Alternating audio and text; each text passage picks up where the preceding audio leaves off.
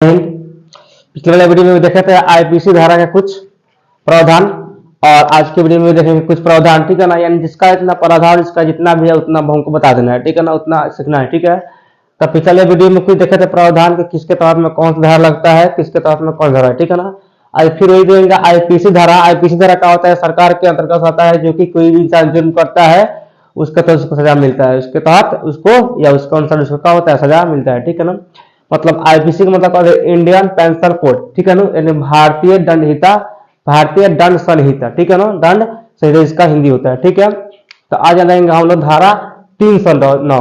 तो धारा 309 का कहता है, तो धारा 309 में आत्महत्या का प्रयत्न करना, यानी कोई इंसान है खुद का आत्महत्या कर रहा है जहर खा के या कोई भी चीज से, मतलब खुद चाह रहा है या फांसी लगा के चाह रहा है मरना, तो उसके लिए अगर वो प्रयास किया है, ठीक है ना, मरा नहीं या फिर अगर यदि प्रयास कर रहा है और पुलिस को मालूम चल गया तो इसके ऊपर कौन सा केस हो सकता है, 309 धारा लग सकता है। यानी 309 धारा में उसका प्रावधान है कि उसको क्या सजा मिलेगा, यानी 309 उसको धारा लग सकता है। ठीक है ना, धारा 312 में क्या होता है, गर्भपात करना। गर्भपात का मतलब क्या होता है कि बच्चे को पेट में ही मार देना। ठीक है ना, उसे बोलते हैं गर्भपात करना। ठीक है ना, तो यदि आप एक शर्त है, अगर बच्चे को पेट में मार देने से अगर माँ की जिंदगी बच जाती है तो मार देना जायज है। ठीक है ना, वहां पर मार सकते हैं।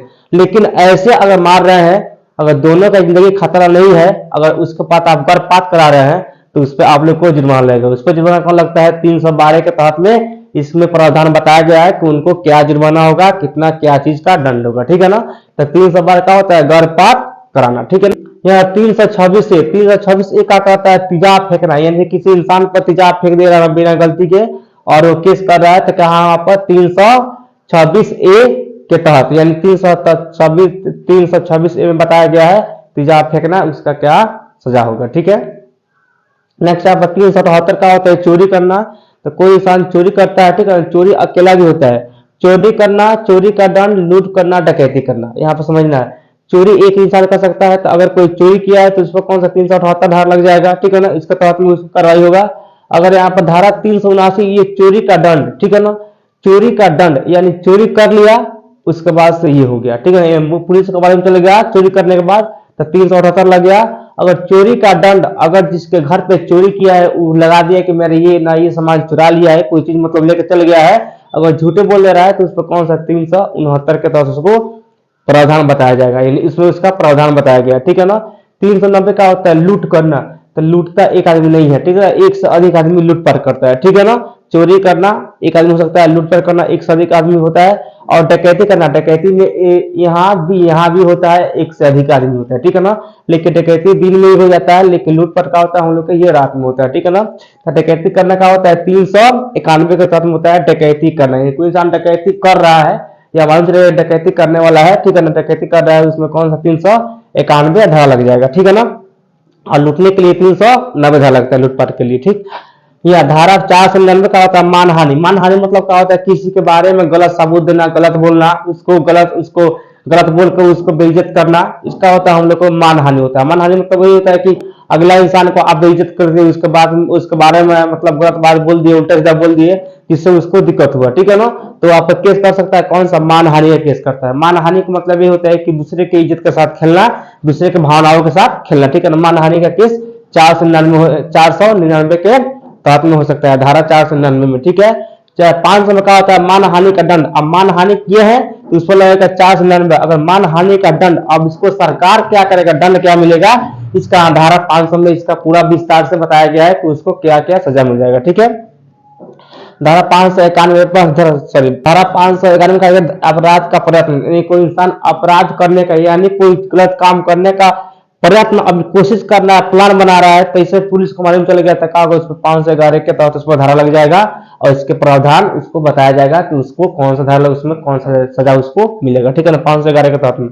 पहले में क्या होता है कि जुआ खेलना चाहे सट्टा लगाना, जुआ खेल लेना, बीड़ी पीना, सिगरेट पीना, ये सब क्या होता है, धारा 13 के तहत में आता है जुआ खेलना या सट्टा लगाना। ठीक है ना, जो भी लोग जुआ खेलता है, ताश खेलता है, ये ताश वालों को कौन धारा लग जाएगा, हम लोग के 11 के 11 में प्रावधान इसका बताया गया है कौन सा सजा मिलेगा। ठीक है, धारा 126 में क्या होता है, इसमें क्या होता है षड्यंत्र रचना, यानी किसी के प्रति गलत बात सोचना या किसी को मारने पीटने का होता है षड्यंत्र, प्लान बनाना। लोग नहीं बोलता है कि फलना का मारना है, उसका प्लान बनाना या चोरी करने का प्लान बनाना, यानी षड्यंत्र रचना, उसके बारे में कोई भी बुरा गलत बात बोलना, उसके तहत में कोई भी बुरा बात बोलना क्या होता है, षड्यंत्र रचना। 120 धारा के तहत उसको धारा लग जाएगा, 120 धारा लग जाएगा, ठीक है ना। और किसी के बारे में कोई चुगलखोरी कर रहा है, कोई किसी के बारे में गलत बात कर रहा है, या उसको मारने का कोई धमकी दे रहा है, या उस पर मारने का कोई प्लान बना रहा है कोई इंसान, तो उस पर कितना 120 धारा लग जाएगा, ठीक है। धारा 171 का होता है चुनाव में घूस देना या देना। चुनाव के समय में क्या करता है मुखिया लोग, बहुत सारे लोग घूस दे देता है, ठीक है ना, 500-200 रुपया देता है और कपड़ा वगैरह भी देता है लोग। तो अगर घूस देने वाला और लेने वाला अगर पकड़ा जा रहा है पुलिस नजर में, तो क्या हो जाएगा, धारा 171 के तहत उन लोग के केस हो जाएगा, ठीक है ना, और उसके प्रावधान में उस लोग को सजा मिलेगा, ठीक है। इसलिए धारा 171 का होता है चुनाव में घूस लेना या देना, ठीक है।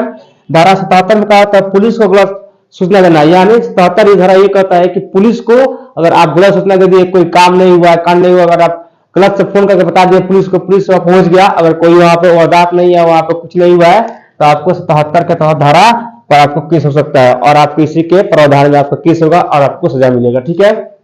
धारा 201 में क्या होता है, सबूत मिटाना।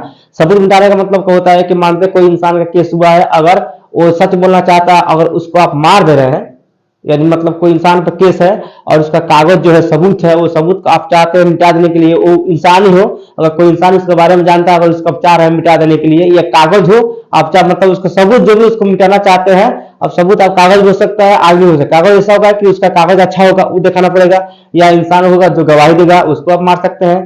तो यानी सबूत मिटाने वाले लोगों के लिए कौन सा हम लोग यहाँ पे 201 के तहत धारा में उस लोग का केस हो जाएगा, और इसमें उन लोग को इसी के तहत उस लोग केस होगा, ठीक है ना। 216 का होता है डाकुओं को समझ लेना, यानी बहुत सारे लोग चोरी कर लेता है, डाकू लोग उसको अपने घर में छुपा देता है, यानी चोर को भी घर में छुपाना पे भी धारा लग जाएगा, ठीक है ना। उसमें भी प्रावधान बताया गया 216 के तहत में डाकू या चोर को शरण देना, यानी डाकू है या चोर है, किसी का सामान चुरा लिया आप अपने घर में रख रहे हैं, तो उसका 216 के तहत आप पर भी केस हो सकता है, ठीक है ना। इसीलिए किसी को भी घर में नहीं रखना है, चोर वगैरह उसको नहीं रखना है, ठीक है। 264 का कहते हैं गलत मापना या तौलना। ये कितना दुकानदार लोग जो गलत तौल रहे हैं या गलत माप रहे हैं, उन लोग को भी केस लग सकता है। उन लोग केस कितना होगा, धारा 264 के तहत उन लोग के दोनों पर धारा 264 लग जाएगा, केस हो सकता है, ठीक है ना। कहे तो गलत मापना और तौलना, ठीक है।